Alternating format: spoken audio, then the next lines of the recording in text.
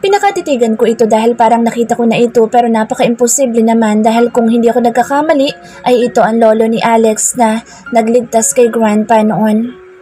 He looks exactly like you, hon. Bulalas ko nang maramdaman ng asawa kong yumakap mula sa likod ko at ipinatong ang mukha sa balikat kong nakatingala na rin sa portrait na nakahang sa wall. Mas gwapo kaya ako, honey. Mahina ko itong sinikon na ikinabungis-ngis nito. Pero tama ka. Wala sa sariling pagsang-ayon ko na ikinahagikik nitong mas yumakap sa akin. Napalingon ako sa ibang portrait at napalunok ng mamataan ng family picture nilang tatlo kasama ang mama at papa nito.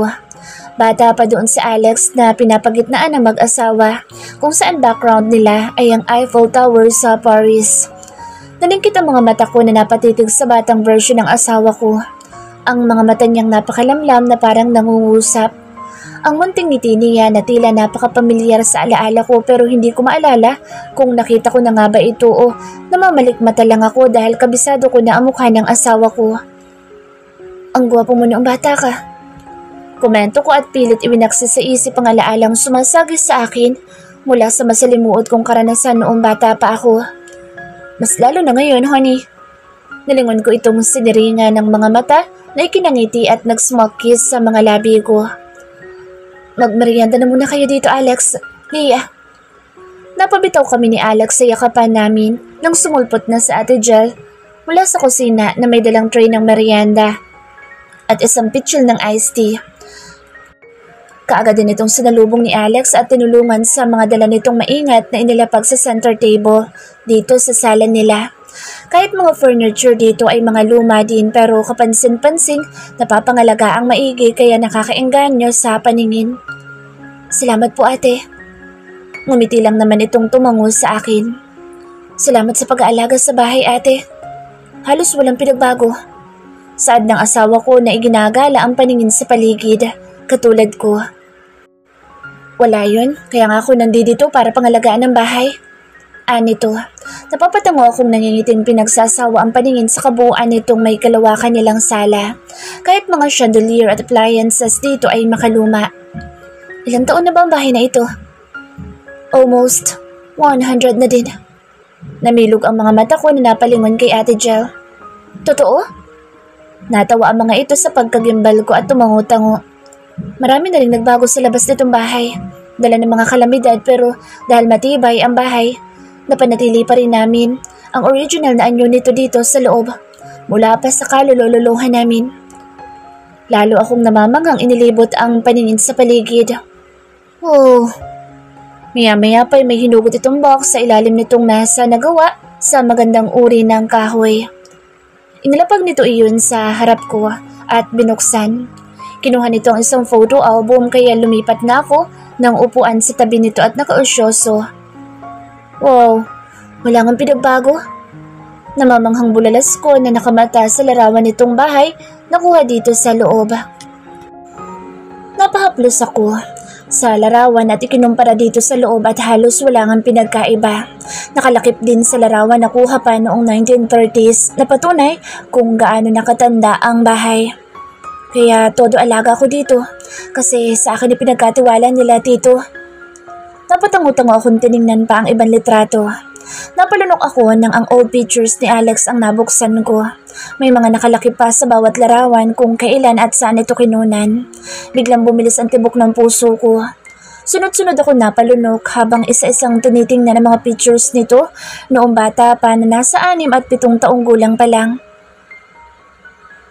Basta, huwag ka na matakot. Ako ang poprotekta sa'yo. Ililigtas kita sa mga bad guy na kumuha sa'yo. Ano bang pangalan mo?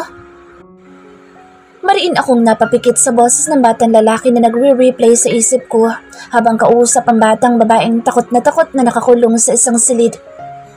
Please help me. I'm so afraid now. Huwag ka na matakot. Hindi naman kita iiwan.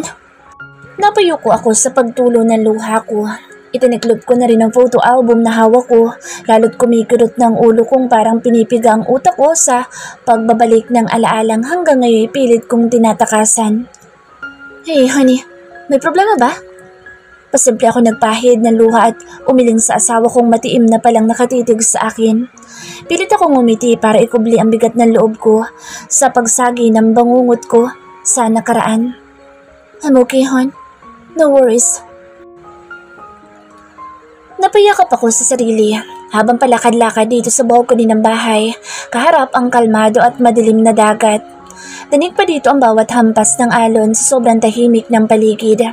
Napakalamig din ang simoy ng hangin na humahampas sa akin na kay sarap namnamin. Honey, it's late. Napapikit akong napasandal sa dibdib ng asawa ko sa pagyakap nito sa akin mula sa likuran. Bakit gising ka pa? Wala ka sa tabi ko eh. Parang batang pagmamaktol nito na sumiksik palalo sa balikat ko at masinapit. Napayakap ako sa braso nito at hindi mapigilan ang pagbilis ng tibok ng puso ko sa posisyon namin at presensya nito. Alex, pwede magtanong? Alanganing tanong ko at pumihit paharap dito. Nakikipagtitigan ako sa mga mata nito para mabasa ko kung anong reaksyon nito sa itatanong ko. Yumapos naman ito sa bewang ko at sumandal patalikod ng railings. Matiim din itong tinitigan ako sa mga mata. Go on, honey. Anything you wanna know. Napangiti akong yumapos sa batok nito at sinadyang pagsagiin ang mga katawan namin na ikinalunok nito. Lumamlan din bigla ang mga mata nitong ikinangisi ko sa loob-loob ko dahil sa nakikitang mabilis na pagbabago ng emosyon sa mga mata nito. Bakit mo ginustong pakasalan ako? Kahit arranged marriage lang ang lahat. Mataimtim kong pinakatitigan ito at mababakas ang pagkinang ng mga mata nito. Nakita ang tuwa doon. Kasi ikaw, si Malia Buenavista. Nangunot ang noo ko at disappointed sa sinagot nito. What do you mean? Dahil ba maganda ako? Sikat? Eredera? Kasi nga ikaw si Malia Buenavista. Kahit magbagong anyo mo, mawala ang kasikatan mo, at maging pulubi ka, mamahalin pa rin kita at pakakasalan kasi nga ikaw si Malia Buenavista. Makahulog ang pamumutol nito sa sinasabi ko. Lalo ko naguluhan sa sinagot nito. Ibig sabihin, pinakasalan niya ako dahil ako ito? Hindi dahil sa panlabas kong anyo, sa kasikatan ko at lalong-lalo nang hindi dahil sa pera ko. Pero bakit? Akala ko ba katawan ko ang habol nito kaya mabilis pa sa alas 4 pumayag ito na makasal kami. Pagkakita sa akin noon. Napapilig ako ng ulo sa lalim ng naiisip ko sa sinagot nito pero hindi ko pa rin makuha. Ano bang espesyal kay Malia para pakasalan at mahalin pa rin niya? Kahit pa akong sakali at nagkataong pangit ako, hindi kilala at mas mahirap pa sa daga. Bakit ako? Ano bang meron sa pagkatao ko? Napabalik ang ulirat ko na mag-smoke kiss ito sa mga labi kung ikinakurap-kurap ko.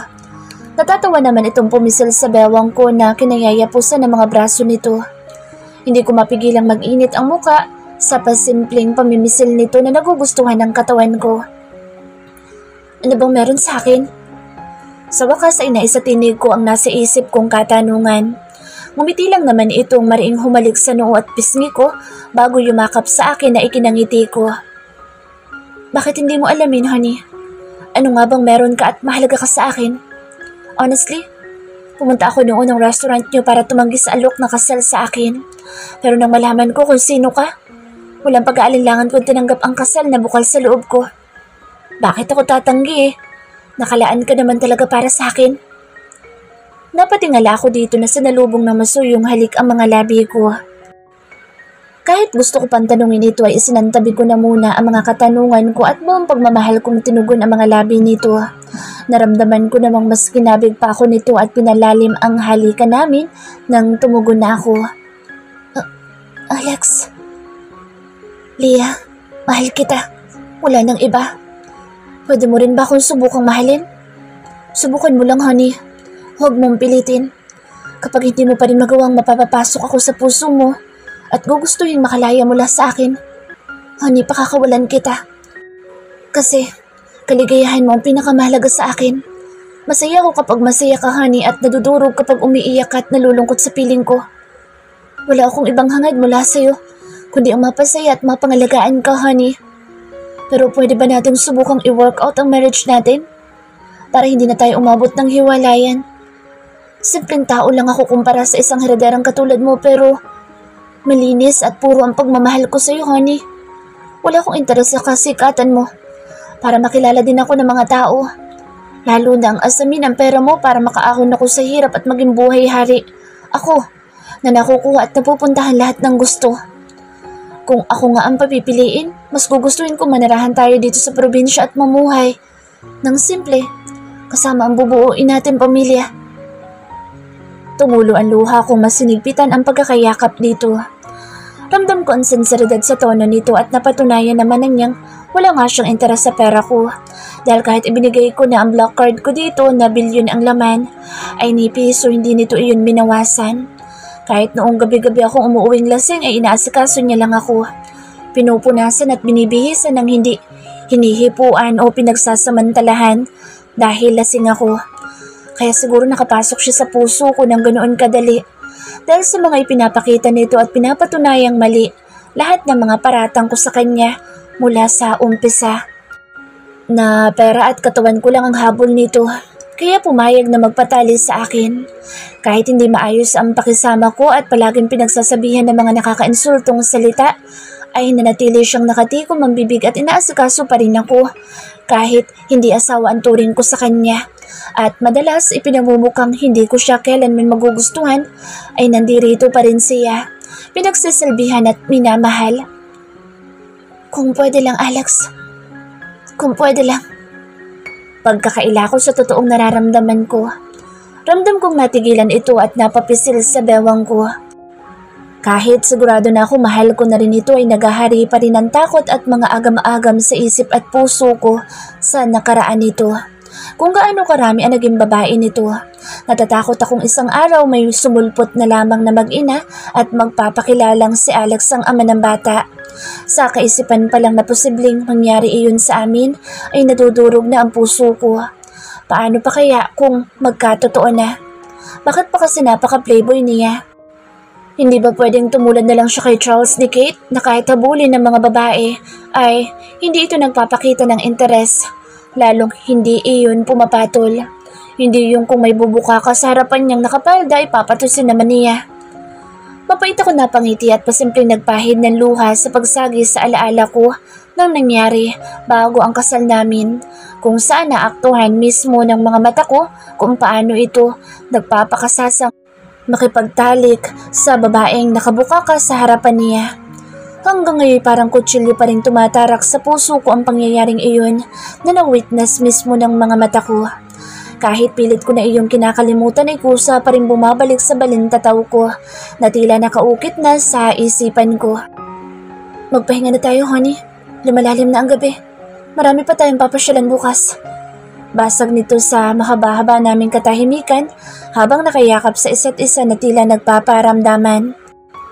Kumalas na ako at nagpatianod ng akayin na ako nito papasok sa silid namin.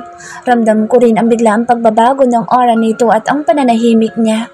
Mas gusto ko nga ito kapag nangungulit na tila hindi nauubusan ng enerhiyang kulitin at lambingin ako. Kaya nasanay na rin akong napakamasayahin nito sa tuwing magkasama kami. Bagay na gustong gusto ko sa personality nito. Galit ka ba? Mahinang tanong ko pagkahiga namin dahil napakatahimik pa rin nito. Napahinga ito ng malalim at kinabig akong umunan sa kanyang braso, patagilid sa kanya. No, honey. Kahit kailan ay hindi ko kaya magalit sa'yo. Napalabi akong nagsumiksik pa sa dibdib nito. Hinaplos naman ako nito sa buhok na lalo kong ikinatangay sa antok. Palingalinga ako sa bakante at maluwag na silid na kinaroroonan ko. Walang ni anong gamit dito. Marumi, puro agyo at alikabok ang paligid. Natigilan ako nang may marinig na hikbi na isang batang babae. Maingat ako naglakad palapit sa hikbing naririnig ko. Sobrang bilis ng tibok ng puso ko. Parang pinipiga ito at nahihirapan akong makahinga. Nangangatog na rin ang mga tuhod kong dahan-dahan kong inihakbang palapit sa batang babaeng madungis na ang suot na bestida. Sabog-sabog na rin ang mahabang buhok at namumugto ang mga mata. Grandpa, help me please. Let me out of here. Tumulo ang luha ko sa basag at namamaos nitong boses habang yakap ang sarili sa sulok na nagpapasaklolo sa kawalan. Napatras akong napatakip ng bibig. Parang sinasaksak ang puso kong napapatitig sa batang babaeng takot na takot. Maya pa'y may batang lalaki ang lumapit dito. Bata, anong ginagawa mo dito? Bakit ka umiiyak? Nawawala ka ba? Sunod-sunod itong tanong at pinahid ang luha ng batang babaeng napaangat ang muka sa paglapit nito. Lumuhod na ito para mapantayan ang kaharap at sinuklay-suklay nito ang buhok ng batang babaeng nagkasabog-sabog gamit ang mga daliri. Help me please. I wanna go home now. Namamaos nitong pakiusap na ikinatigil ng kaharap. Bakit? Nasaan ba kasama ang magulang mo? Alam mo bang hindi ka dapat nandirito? Private property dito. Bawal mamasyal dito. Ako nga pumupuslit lang ako dito minsan kasi magagalit ang may-ari nitong parola. Nangunot ang noo ng batang babae sa isinaad ng kausap. Inalalayan na nito itong makatayo at hinawakan sa kamay na inakay palabas. Don't bring me here. I don't even know where am I. Some bad guys caught me and bring me in this place. Napalangon dito ang batang lalaki sa isinaad nito. Kitang natigilan nito at sunod-sunod na napalunok at iginala ang paningin sa paligid. Ano ibig mo sabihin? Hindi ka nawawala kundi kinadnap ka? Tumangutango ang batang babae na ikinaputla nito at muling napalingalinga sa paligid ng hallway. Magtago ka muna. Tatawagin ko ang lolo ko para matulungan ka. Maraming bantay na lasing sa baba. May baril sila. Baka barilin tayo. Umiling-iling ang batang babaeng mahigpit itong hinawakan sa damit at nagsusumamong tumitig dito. Babalik ako. Tatawagin ko ang lolo ko. Magtiwala ka sa akin. Ililigtas ka namin. Promised? Tumangutang ang batang lalaki at muli itong hinila pabalik ng silid na kinaroroonan nito. Promise. Napasunod na lamang ito ng tingin sa batang lalaking maingat na lumabas. Napayakap ito sa tuhod na napatungo.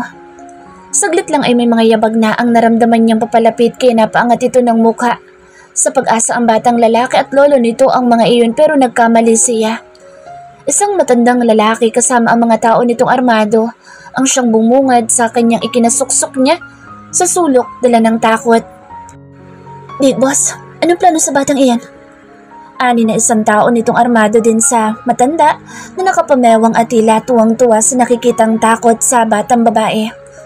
500 billion. Ingatan niyo ang batang iyan dahil bilyon ang halaga niyan. Kapag nakuha na natin ang pera, dalhin niyo ang bata at saka niyo patayin. Tingnan ko lang kung hindi mabaliw ang lolo ng batang iyan kapag naipadala sa kanya ang malamig na bangkay ng pinakamamahal niyang heredera. Saan nito na napahalakhak pa ng pandemonyo? Kaya maging mga tao nito ay nakitawa rin na umalingaw-ngaw sa buong silid. Pagkalabas ng mga ito ay napahagulhol na ang batang babae sa sobrang takot sa mga narinig. Lalo na ang papatayin din siya sa huli. Nanginginig ang buong katawan nito at parang nauubusan na ng hangin sa baga. Nakaidlip ito sa halo-halong nararamdaman. Pagod, antok, uhaw, takot at gutom. Naalimpungatan ito nang maramdamang may humahaplos sa kanyang mga binti. Pataas na inililihis ang bestida nito. Naupo itong muling napasuksok sa sulok ng makagisnang ang tatlong kalalakihang nakangising demonyo dito na puno ng pagnanasa ang mga matang nakatutok dito. No! Please, don't touch me! Nanginginig na pakiusap nito pero nagtawanan lang ang mga lalaki. Huwag kang mag-alala, Leo Angel. Mamamatay ka rin naman kaya dadalhin ka na muna namin sa langit. Nakangising saad ng isa at hinila ang paa nito padaos-dos sa kinaroroonan nitong kaagad kinubabawan ang batang kumakawag-kawag sa ilalim nito. Pare, bilisan mo. Baka makalata na sila sa baba. Saad ng isa na ibinaba na rin ang pantalon. Pero hindi pa man ito na itutuloy ang plano ay may pumalo na sa batok ng dalawang kasama na kaagad bumagsak sa sahig kaya na alarma itong nagtaas ng pantalon na agad pinukpok ng may katandaang lalaki. Alexa po, bilis, dalhin mo ang bata. Dumaan kayo sa likod ko, saan tayo dumaan? Kaagad naman tumalima ang batang lalaking dinaluhan ang batang babaeng takot na takot at natutulala sa mga nangyayari. Halika na, bilis! Pag-akay nito at maingat na inilabas ng silid ang bata, kasunod ang matanda na palingalinga sa paligid.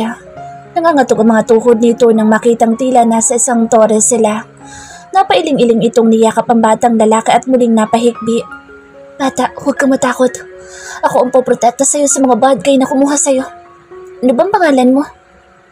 Pag-aalo nito sa batang babaeng naninigas na sa sobrang takot. Please, help me out of here. Nanginginig nitong pagmamakaawa sa maglolo. Kinarga ito ng matanda at maingat ang bawat hakbang na bumaba sa mataas na hagdanan. Kasunod ang batang lalaki. Nakahinga ito ng maluwag nang makababa na sila sa mataas na parola pero hindi pa man sila nakakalayo ay may nagsalita sa likuran nila. Sino kayo? Ang lakas ng loob niyo pumasok dito. Saan mo dadalhin ang bata, ha? Bulyaw na isang baritonong boses at nagsidatingan na ang iba pa. Maingat nito ibinaba ang batang babae na hinawakan ng apo nito. Alex, apo, itakas mo na siya. Itago mo siya sa treehouse, okay? Bulong nito sa apo na tumango-tango. Lolo, paano ka? Ngumiti ito at hinaplos ang ulo ng batang babaeng matiim na nakatitig sa kanya. Iha, magtiwala ka sa apo ko, ha? Kapag nakaligtas kayo ngayong gabi, hangad kong sana matagpuan niyo ang isa't isa paglaki niyo. Pagkausap nitong ikinangiti at tango ng batang babae at napahaplos sa pisngi nito. I promise, paglaki namin ako nang poprotect at mag-aalaga sa apo niyo.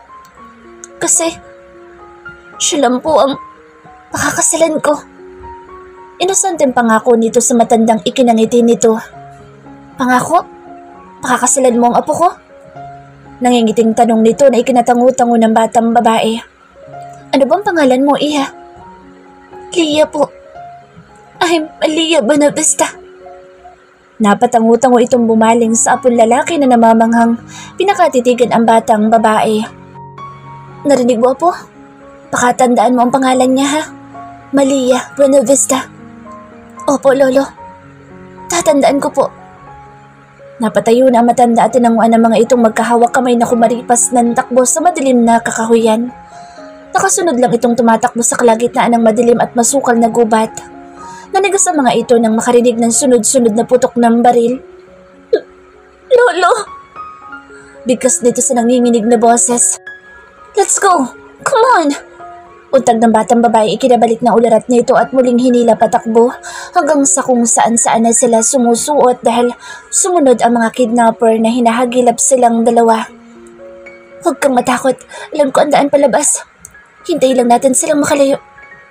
Bulong nito habang mahigpit na magkayakap at nagkukubli sa malagong halamanan at sinisilip ang mga kidnapper na hinahagilap sila. Leah, pakakasalan mo ba talaga ako? Bulong nito para kalmahin ang batang nanginginig sa takot. Oo naman, paglaki natin. Hahanapin kita kaya hintayin mo ako, ha? Pabulong na sagot nito. Talaga? Pangako yan, ha? Yeah, I promise. Ano bang pangalan mo? Hindi mo narinig? Alex. Ako si Alex Montecillo. Ayan, ha? Buong pangalan ko na para madali mo ko matandaan. Napapitlag ang mga ito na biglang may umilaw sa kanila. Kasabay ng pagdamba ng kung sino na agad ding may nagpatumba. Alex! Leah, takbo! Sigaw na lolo nito kaya muli silang napakaripas ng takbo. Saan kayo pupunta? Sulubong ng ilang kidnapper na nakatutok sa kanilang dalawa ang kanilang mga baril. Napaatras sa mga ito hanggang sa makarating sa malalim na bangin. Leah, humawak ka sa akin na mahigpit. Tatalon tayo. Ayoko. Hindi ko kaya. Leah, babarilin nila tayo. Kasama mo kaya huwag kang matakot. Dahan-dahan lumapit ang mga kidnapper sa dalawang batang magkahawak kamay sa dulo ng bangin. Napaluha ang mga ito na makitang dakip na ang lolo ng batang lalaki at sunod-sunod na pinapuputukan ng matandang big boss ng mga ito sa harapan nilang ikinatili nila. Lolo! Napangis ang matanda at itinutok dito ang baril na ikinapitlag nila. Pakialamero! Alam mo bang bilyon ang halaga ng batang iyan? Nagpakahirap kaming dakpin yan tapos itatakas mo lang? Paslit ka! Humigpit ang pagkakahawak nito sa kamay ng batang lalaki at sabay na paatras. Lia! Talon! Bulong nito kasabay ng pagyakap nito dito ng mahigpit at pagpapahulog sa madilim at malalim na bangin. No! Lia! Honey, wake up! Napabalikwas ako sa malakas na pagyugyug ng kung sino sa akin. Napahawak ako sa dibdib na napakalakas ng kabog nito. Hinihingal at natutuyot ang lalamunan ko sa tindi ng pagkauhaw ko. Honey, napaangat ako ng mukha sa pumahid sa luha at pawisan kong mukha. Nangilid ang mga luha kong napatitig dito. Alex! Alex Montesidio! Napangiti itong marahang hinahaplos ako sa pisngi. Ikaw nga! I'm sorry! I'm sorry! Hey, honey, bakit?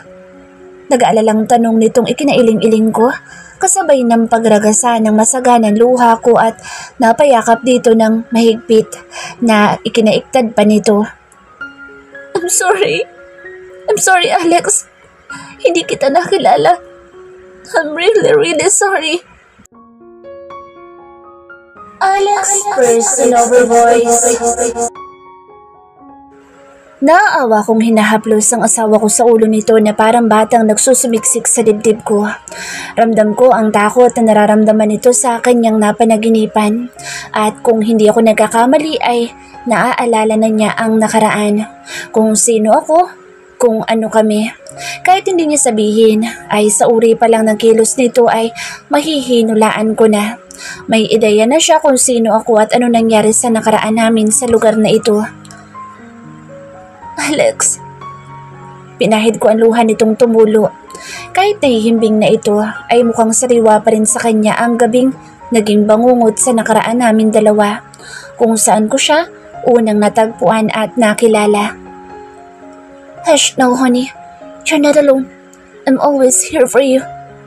Pagkausap ko habang hinahaplos ito sa ulo na nakakulong sa bisig ko. Mapait ako napangiti at mas kinabig pa ito, payakap sa akin kasabay ng pagtulo ng luha ko sa pagbabalik tanaw sa akin ng nakaraan, kung saan kami pinagtagpo ng tadhana at pinaghiwalay.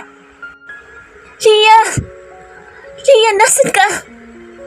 Sisinghap-singhap akong palingalinga sa madilim at malalim na lawa na siyang kinahulugan namin ni Lia nang magkayakap. Sa pagsilip ng buwan na natatabingan ng makapal na kaulapan ay nagkailaw dito sa kinaroroonan ko. Kagad kong inilanga ang paningin sa paligid at nakita ito sa may kalayuan na nakalutang. Sumisid akong muli palapit dito at kinabig paahon ng pampang. Wala na nga itong malay at parang hindi na siya humihinga. Lia! Lia, gising! Gumising ka! Taranta akong pinagtatapik ito sa pisngi pero hindi ko magising. Kabado man ay dahan-dahan kong pinisil ang ilong nito at ibinuka ang bibig para mabugahan ko ng hangin sa baga nito. Kahit hindi ako sigurado kung tama ang ginagawa ko ay pikit mata kong ipinump ito sa dibdib ng paulit-ulit. Lia, sige na! Imulat mo ang mga mata mo! Mangiyak-ngiyak na akong patuloy itong binobomba sa dibdib at panay ang pagbuga ko ng hangin sa bibig nito. Kahit hindi ako sigurado kung nakakatulong ba ako, kung buhay pa ba ito. Pero hindi ako nawala ng pag-asa at ipinagpatuloy ang pagsi-CPR ko sa kanya. Sige na, Lia! Kaya mo yan! Umising ka! Tumaragasan ang luha ko sa halo-halong emosyong nararamdaman ko pero nananaig ang kagustuhan ko masagip ito. Nanigas ako na bigla itong mapaubo at sumuka ng tubig. Lia, salamat, buhay ka! Napahagulhol ako mahigpit itong niyakap na nanghihina. Salamat din, Alex. Hindi mo ako pinabayaan. Hinihingal nitong sagot. Binuhat ko na ito sa aking likuran at naglakad palabas ng kinabagsakan naming lawa. Mabuti na lang at tinantanan na kami ng mga kidnappers sa pag-aakala nilang natuluyan na kami ni Lia sa pagkakahulog sa malalim na bangin. Mabilis ang mga yabag kong nilisan ang lugar kasabay ng pagragasan ng luha ko. Wala na si Lolo. Dahil sa akin, namatay si Lolo.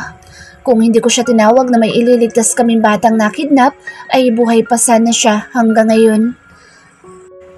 Nakahinga ako ng maluwag nang sa wakas ay nakalabas na kami ng gubat. Nakatulog na rin si Leah sa likod ko at kitang hinang-hina na ito, kaya tumuloy kami ng bahay. Alex, saan ka magaling na bata ka? Gabing-gabi na. Sino to? Gimbal na bulalas ni Mama nang mapagbuksan ako ng pinto at kinuha sa akin si Leah. Mama si Lolo.